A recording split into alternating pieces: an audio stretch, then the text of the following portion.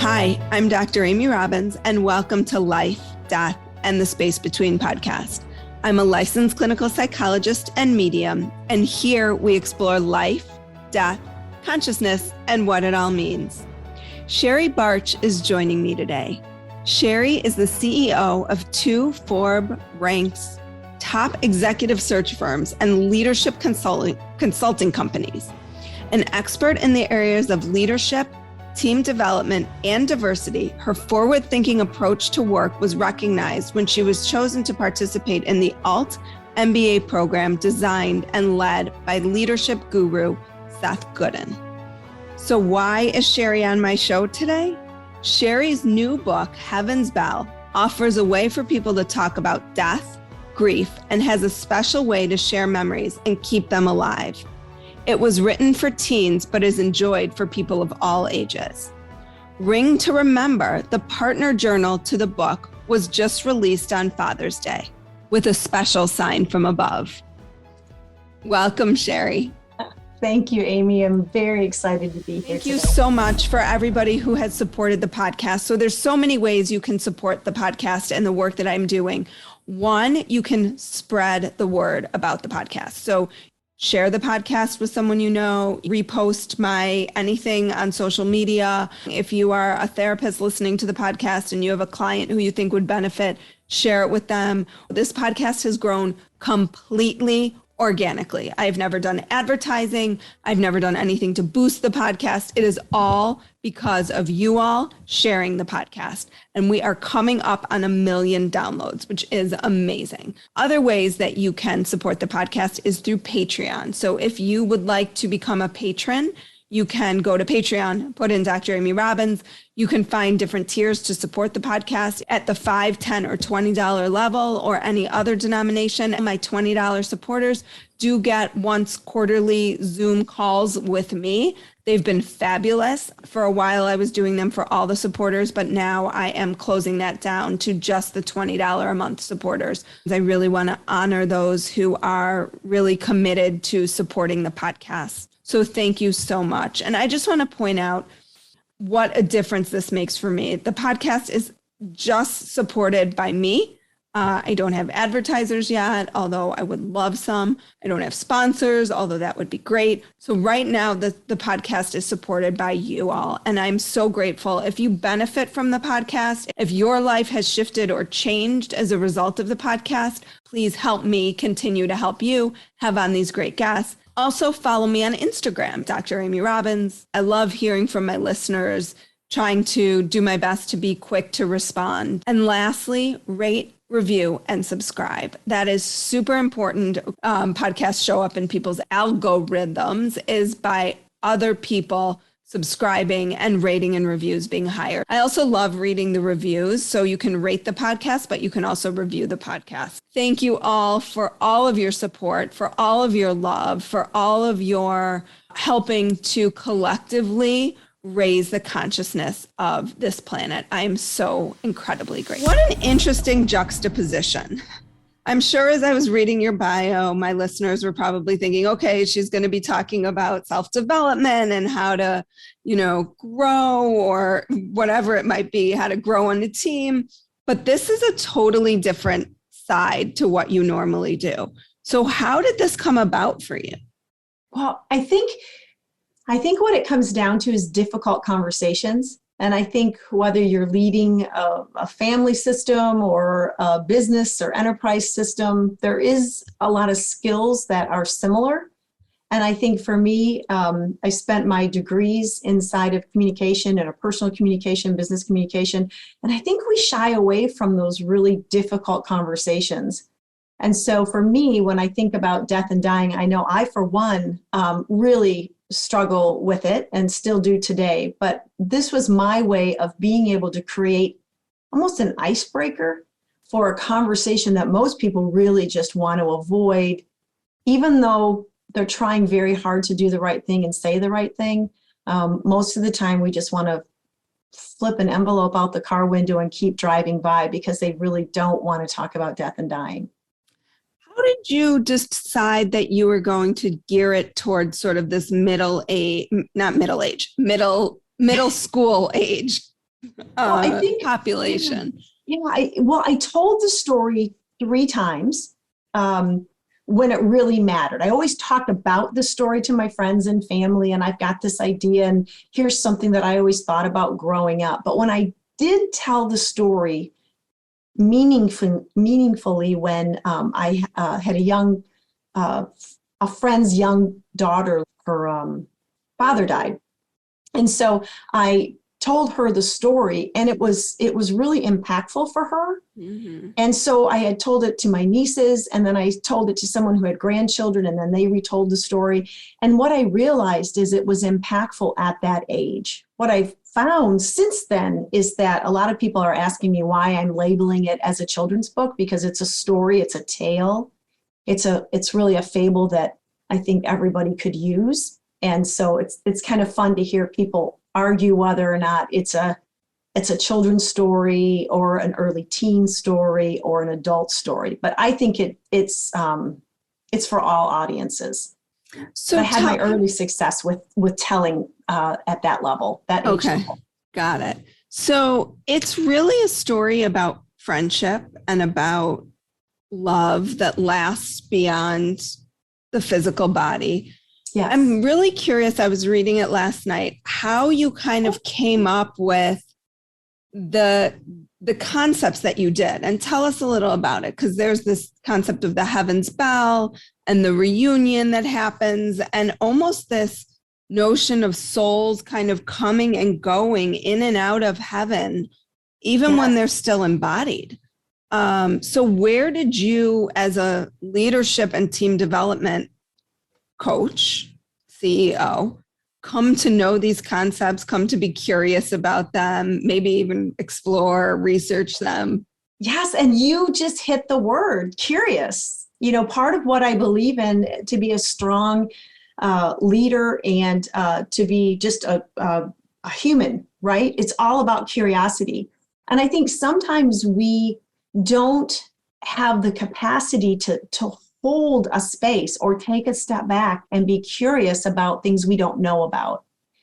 And then our creativity and our opportunity to explore with others that might be grieving right along with us. I mean, everybody grieves differently, but to be able to just ask a creative question or think about what do you think heaven looks like?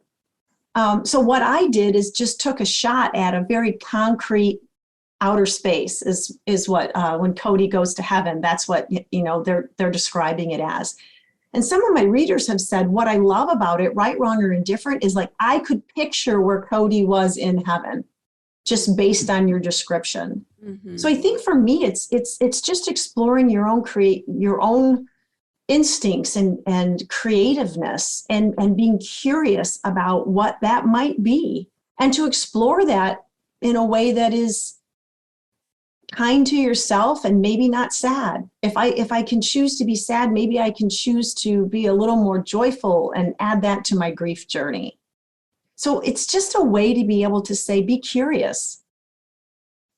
So did you research any of these concepts, or did they just sort of come out of your own?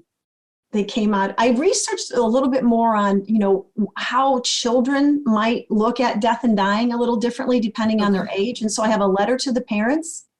And then I have some thoughts just about how maybe you might, as a parent or as an adult, watch a child process. So sometimes if a child's looking at his or her phone, that doesn't mean that they're not interested. It's just maybe a safe place for them to be. I kind of wove some of those things into the story. But other than that, no, it was truly just my imagination and the story that I had been carrying around with me. And I do believe that there are messages. So inside the story, there is a message from Cody to Ashley. She dreams about him, and then she continues to tell the story of Heaven's Bell and her long life here on heaven, while the reader also gets to experience kind of that parallel universe of Cody in heaven. And we can bounce back and forth between the two of them. So tell us a bit about this concept of this bell. So the concept of the bell, ever since I was a little girl, I believed that when someone died and went to heaven, that bells were hung in heaven. And in this particular story of Heaven's Bell, there's one bell that's hung, and that bell has a special sound every time you think about your loved one. And they know your sound, and it's beautiful, and they know when you're thinking of them here on earth. I also think that there's a bell hanging ceremony, and there are people in heaven that are excited that you're there. They've already caught up with you. They know your life. They know everything that's happened. So it's almost like when you meet an old friend that you haven't seen for a while, you just don't miss a beat. You just move on. So there's no catching up. And there's a big celebration, and generations of people are there. There's people that you may have lived with when you were on earth. But then there are also people that the loved ones that you lived with while you were on earth get to introduce you to, because you never had the opportunity to meet them when you were on earth because they had already gone to heaven. So there's just these generational opportunities to be able to explore memories and just, love even more people that are waiting for you in heaven. So I tried very hard to make it a wonderfully creative and rich opportunity to get curious in a conversation here on earth that sometimes people think could be pretty difficult. Well, and I really appreciated this notion, which in a lot of the near-death experience research, we know that our loved ones are there waiting for us, that there is this sort of reunion, as you call it. Yes. And that it's not just those who we knew who have just passed, but those who we might have never met before. Right. And that's something to be, for me anyways, as a child, I thought, okay, they're okay. They're being taken care of. They're being loved. Everything's fine. And I can go on and live my hopefully long, healthy life. And while I miss them, I know they're okay. Mm-hmm. What has been the response you've gotten from this? Because I know that you wrote it during COVID. Yes. Yeah. And so many people were really struggling with loss and grief during that time, and particularly how we talk to our kids about loss and grief.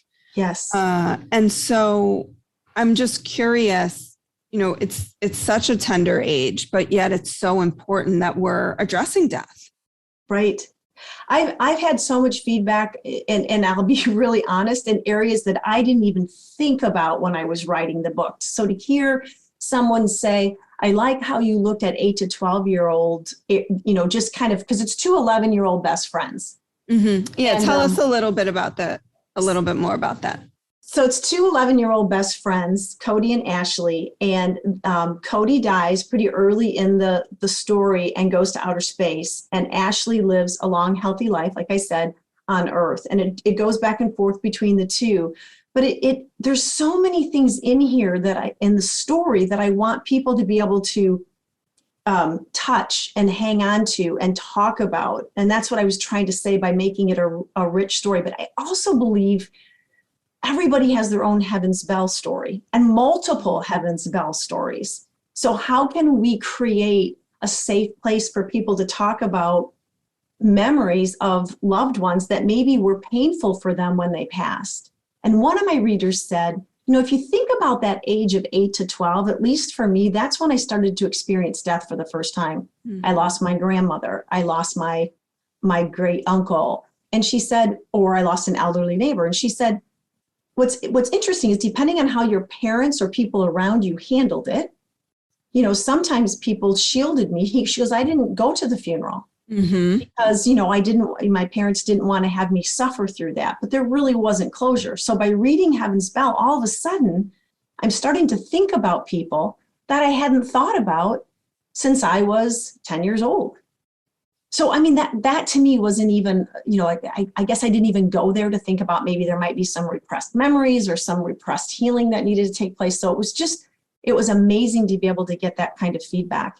And I think there's close to 70 Amazon reviews on this book that are all 5-star, and people started to pour out memories. So what I didn't get was, oh my goodness, this is an amazing story. What I got immediately was, I read it. I didn't even realize it. I was reading it on my mother's birthday. And all of a sudden, these I've never been good talking about my emotions. And I started thinking about memories and wanting to share the memories of my mother through the story, because it gave me a place that I could mentally identify and talk about what she might be doing up there in the Great Hall, for example. Can you tell the story of your the journal coming out and what happened with that? Yeah, so that was part of it. I mean, I was interviewed by a television reporter who read the book. And when the interview was over, all she wanted to do was tell me about how her father, who's still living, talks about her grandfather, who is no longer is in heaven. And every time they make meatballs, her father talks about her grandfather, who she never met. And so what I did. That bell is ringing like crazy. Yes. Which I love, because usually we think about it the other way. We think about thinking about our loved ones, but not that they know that we're thinking about them. Yes. Yes.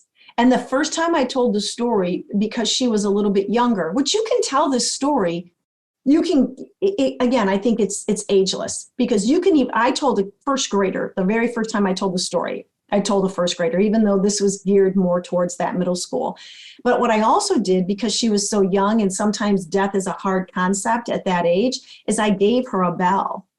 And she was having some nightmares about her dad, and she was scared. She was maybe being visited by her dad. And so I gave her a bell to hang on her bedpost.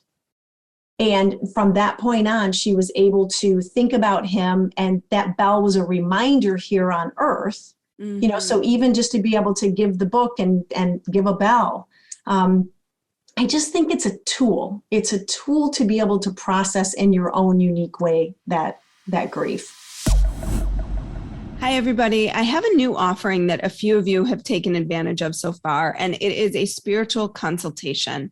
So many of you had reached out to me with like questions or wanting to know how to open up more, wanting to know, what you should do in this area of your life or that area of your life, that I thought I would just try to offer a new way to connect with me. So these are spiritual consultations. They can be 30 minutes, an hour and a half. And in that time, we talk about kind of what questions you have, whether it's about opening up more spiritually, whether it's about something in your life. And we really kind of come to an understanding and a conclusion about what the next steps you need to take to achieve that are. Again, this is new to me. I've done a few of them. They are phenomenal. I am so enjoying them. It is not a therapy session. Be clear, it is not a therapy session. It is not a medium reading.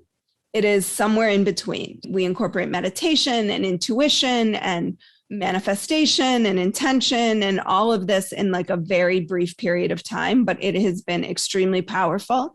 And the people that have done it have walked away feeling like they really had something tangible that they could carry with them and help them move their life forward. So if this is something you're interested in, please reach out to me. I don't have a lot of spots for them, so I'm only doing maybe 1 or 2 a month, but keeping a wait list for those who are interested. So you can find that on my website, dramyrobbins.com, and you can go on there and click on spiritual consultation. I will get you scheduled. It might be a month or 2 out, but I am trying to get everybody who's interested in. So go ahead and check that out. If you have any questions, just email me about it through the website as well. Sorry, I derailed us a little bit. That's okay. We were talking about the sign that you got about your journal. You were talking about the TV. Yes. And so they were, what was happening is people were pouring out their memories, which is what I started to see on the Amazon reviews. And as I was paying attention to some of the feedback and some of the places where people said that they went, I realized that there's some room in the back of Heaven's Bell to be able to write. So here's Heaven's Bell, and then there's some journal pages in the back.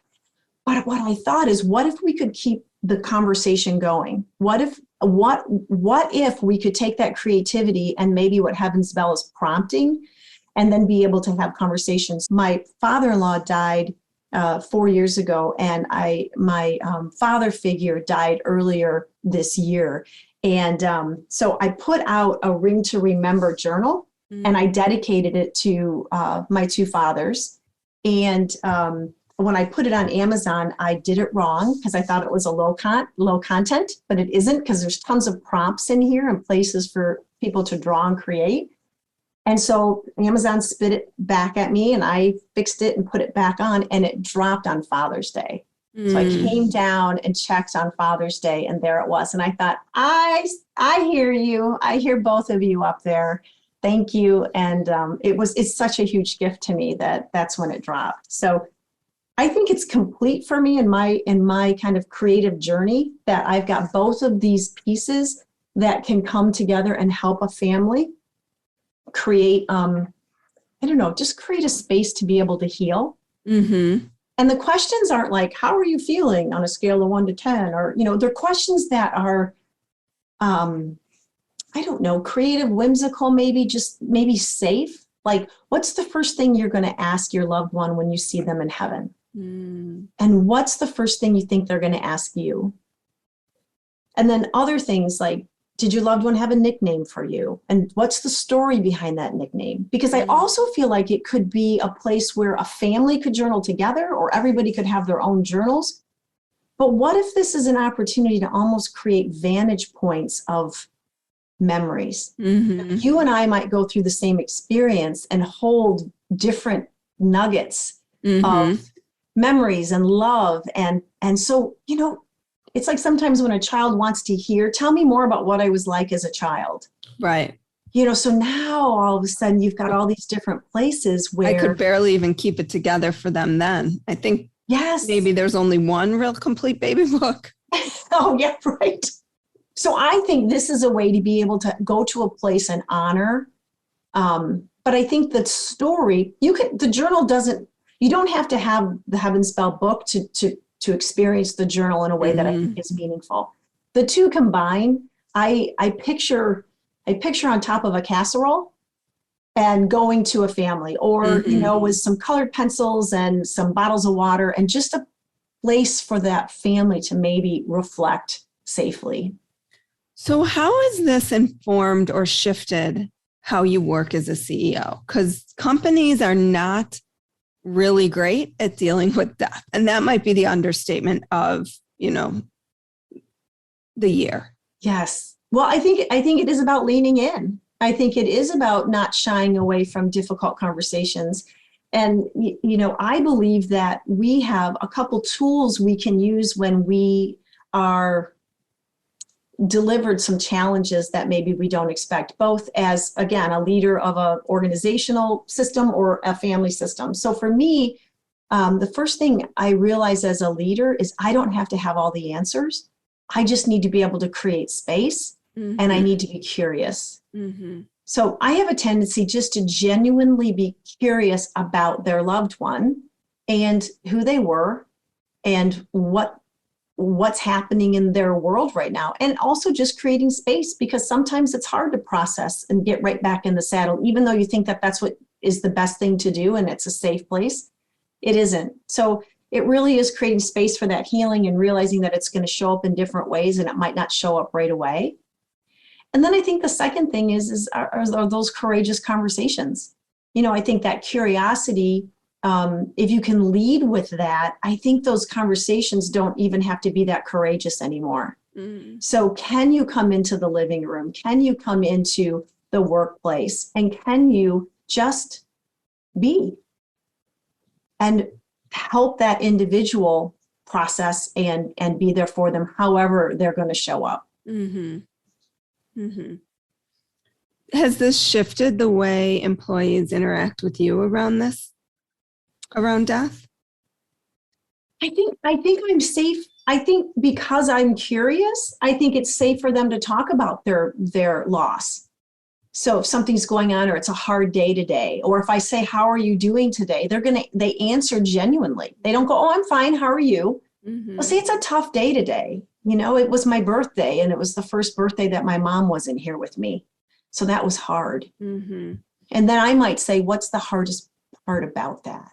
Not, oh yeah, I know when I lost my mom, right? I mean, it's really about staying curious, and it's easy to do. I mean, that's part of what I do for a living, right? As an executive search consultant, and kind of a geek around leadership, but it is about the right questions, not necessarily having all the answers. Mm-hmm. Well, and I think when you say, what is that like? What has that been like for you?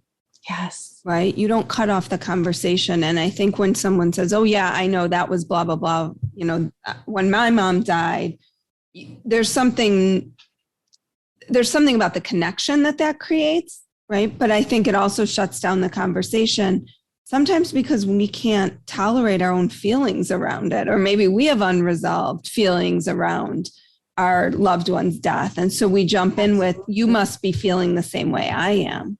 Yep. Let me try to create that commonality versus be okay and courageous just to hold still. I think it's also okay to show emotions. I cry right along with them, or if they're upset and or they're laughing, or they want to tell a story, but they don't feel like, I feel like maybe I shouldn't be giggling, but I keep thinking about my mom and this memory. It's been great. Plus writing the book. So now that I wrote the book and put that out in the world, I hired a book coach. I just knew I needed to get the story out there. I felt it needed to be read and it needed to be seen. So, I'm also modeling behavior, hopefully, where, let's remove barriers, let's get out of our own way, and let's get things done, especially if they're your gifts and you want to share them with people. Mm-hmm. Can we do a quick speed round? Sure. Okay. I'm a little nervous, but okay. No, these are not meant to be like stumper questions. Okay, good. They're just good. Right. not at all. Spirituality means being kind and generous and thinking positively. What is something most people don't know about you? I'm a softie. What is one thing you're looking forward to right now? Feedback on my journal and whether or not it continues to help people in their healing journey. What is one thing you're deeply grateful for? My family. What book are you reading? Heaven's Bell. That's cheating. Think Again by Adam Grant. Okay. What is your favorite spiritual or healing practice? Alone time. Alone time. Just being able to have just no thought, just no problem solving. So I'm going to just say quiet, alone time. That's been a big shift for me recently. I'm really trying to take more of that space where I can allow for creativity to sort of come up. And clarity. Mm-hmm. Sometimes things that are overwhelming with just a little bit of space, Yep. There it is. Why am I making this so difficult? What is the most transformative experience of your life, or what has been? I have 3 sons, and 2 of my sons within the same year were diagnosed with type 1 diabetes.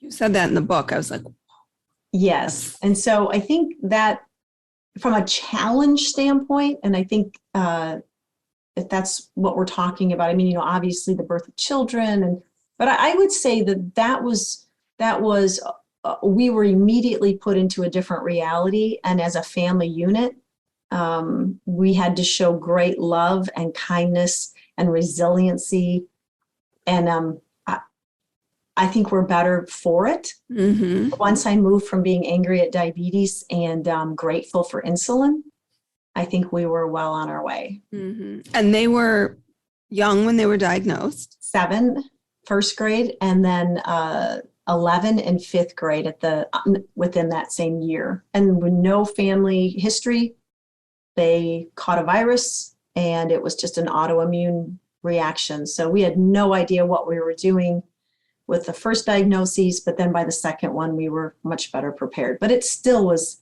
very transformative in our family. Both of them had the same virus that triggered them? Well, what it is they had an autoimmune reaction to a virus. Mm-hmm. So I think genetically they were probably, just both of them were predisposed. My oldest does not have type 1. So we'll see. And how old are they now? They are now 20, 23, and then my oldest is 26. Okay. And they're doing well. They are doing very well. Good. Yes. Well, Sherrie, can you share where people can find you if they're interested in learning more about your work, maybe even executive leadership coaching, Sure. maybe just the book? Yeah, so I'm on LinkedIn, so you can find me at Sherrie Barch on LinkedIn. And then the books are for sale on Amazon. Just type in Heaven's Bell and find it there. Or I have a website, which is www.heavensbell.com. And I think I often get asked about what's a good book for different ages. And I think this is it reminded me a little of, what was that book that was really popular years ago that was made into a movie about the two teenagers and one of them dies? Under Stars or something about the stars or Beneath something. the Stars or something. Yeah. Yes. So, well, now it's sad, but only for a minute. The majority of the book is Cody dies here on Earth, but Cody doesn't go away in the story. So once people have the courage to read the book, what I hear when they're done is I feel joy, and I feel able to remember my mom or my sister in a way that doesn't make me sad anymore.